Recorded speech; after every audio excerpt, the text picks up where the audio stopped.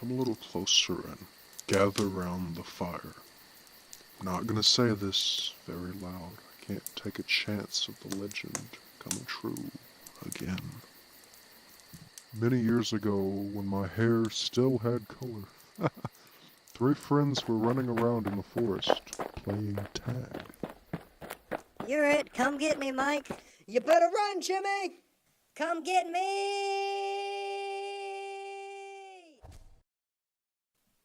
Jimmy, where are you? Jimmy lay at the bottom of the pit he had fallen into, clenching his shattered leg. He fumbled for his phone and frantically dialed his mother, who was a well-respected ambassador to nearby Zorg.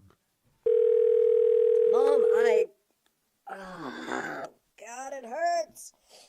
I think I fell into a hole and I think I broke my leg. I'm somewhere in the big pine forest and I'm stuck down here. There's no escape. I'll send someone out there to help you. Those two people never found Jimmy.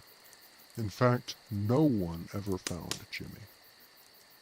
After over 2 weeks, his mother grew frantic and contacted her neighboring leader, Lord Yorg of Zorg.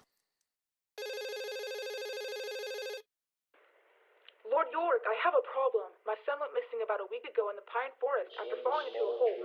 Search and rescue soldiers to find him. Thank you. I have been awfully worried about him. He hasn't been answering his Anytime, phone. Madam Ambassador. Meanwhile, down in that hole, Jimmy had run into an even bigger problem than his broken leg.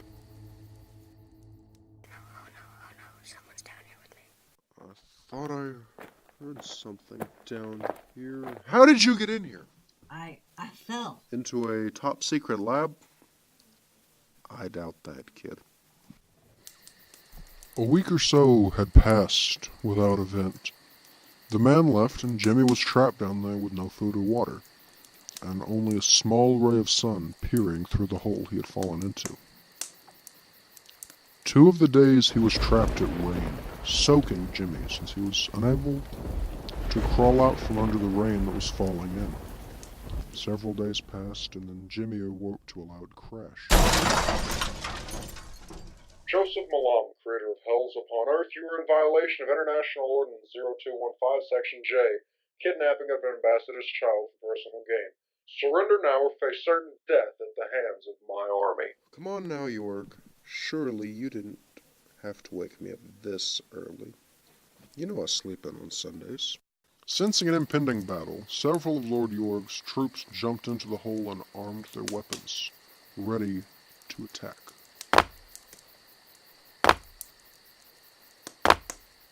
Just then, as one of Lord York's men jumped, Malam shot his revolver and the man was dead before he hit the ground. I don't know what they taught you on Zorg, but on Earth, trespassing is a crime. And I don't like criminals. Come on, man. That hurt. My wrist. I was being nice to you guys. Now I'm angry. Now we're gonna have problems. Angered from his injury, Joseph Malam fired another shot, killing the Zorgan soldier that had shot him moments before. I will put a bullet in every last one of you!